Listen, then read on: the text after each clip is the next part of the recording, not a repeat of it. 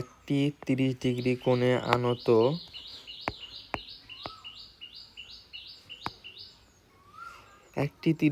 কোণে আনত তলে 20 কেজি ভরের একটি বস্তু রাখা হলো। তল বরাবর কত বল প্রয়োগ করতে হবে যেন কত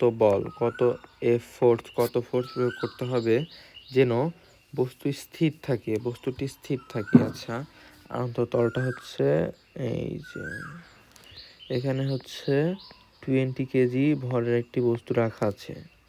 এটা হচ্ছে 30 ডিগ্রি অ্যাঙ্গেল। আনত তলের ক্ষেত্রে এটা হচ্ছে mg cos থিটা আর এদিকে হচ্ছে mg sin থিটা। এটা হচ্ছে x অক্ষ বরাবর, এটা হচ্ছে y অক্ষ বরাবর। আচ্ছা, স্থির থাকতে হলে কত বল প্রয়োগ করতে হবে? স্থির থাকতে হলে প্রয়োগকৃত বল হচ্ছে F = mg sin থিটা। আনত তলের ক্ষেত্রে x অক্ষ বরাবর sin theta, F = mg sin theta. তাহলে হচ্ছে আমরা মান বসাই।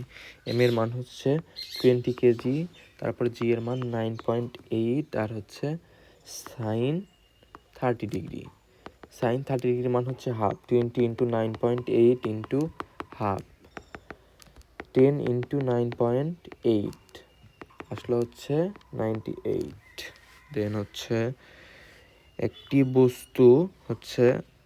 বস্তুটি হচ্ছে 20 ms - 1 সমাবেগে উপরে উঠতে হলে কত বল প্রয়োগ করতে হবে?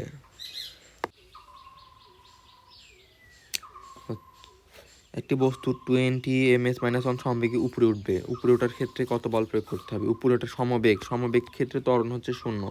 তাহলে হচ্ছে উপরে উঠবে যেহেতু হচ্ছে F = mg sin থিটা, আচ্ছা, প্লাস ma।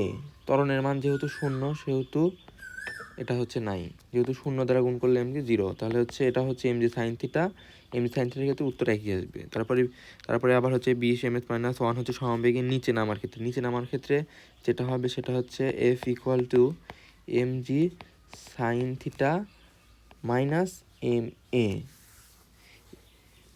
ma আর হচ্ছে যেহেতু সমবেগের ক্ষেত্রে ত্বরণ a = 0, সো এটা বাদ।